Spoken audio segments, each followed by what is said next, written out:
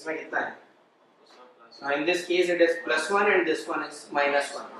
Between sulfur 0 0. Sulfur and oxygen -2 + 2.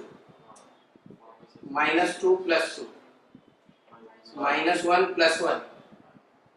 +1 -1. So what is the oxidation number on this sulfur? And what is on this? तो एक पे कितना आया?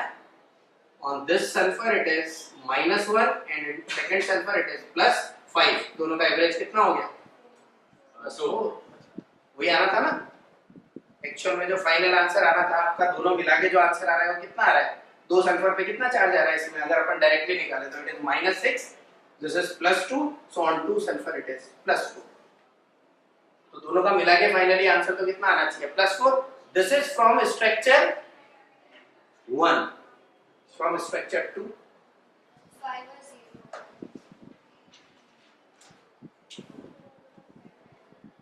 इसका 5 है, निकाल +1 -1 इसका 4 है, +4 0 +4 0.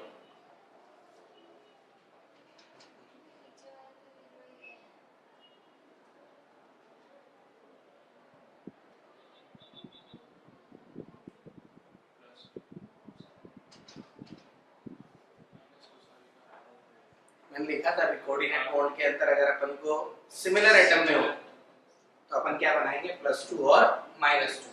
क्या है answer? According to coordinate bond the one sulphur is -2 and other sulphur is +6. आपने डबल बॉन्ड से आंसर लिखा, इसलिए वहां पे क्या बना लो? कोऑर्डिनेट.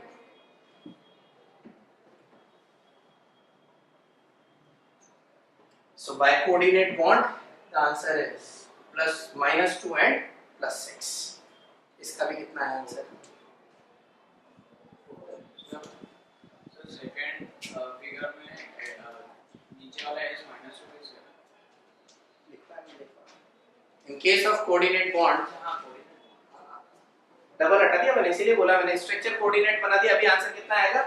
-2 and +6. यहाँ पे आप कोऑर्डिनेट बनाते तो भी आंसर वही आता सेम.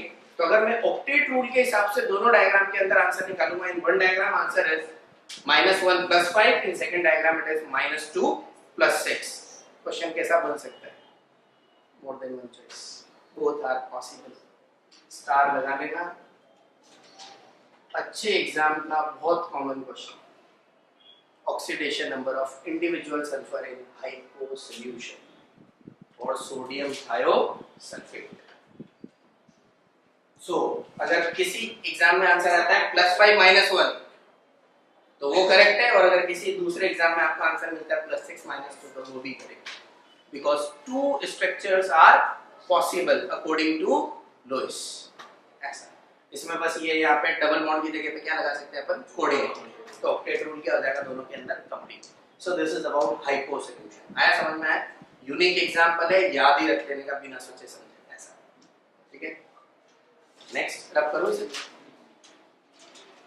अभी सपोज अगर ऐसा ही अपन को गिवन होता, जैसे कल अपन ने पढ़ा था CrO5 स्ट्रक्चर, अगर गिवन होता तो कैसा होता है अपन को? Cr double bond O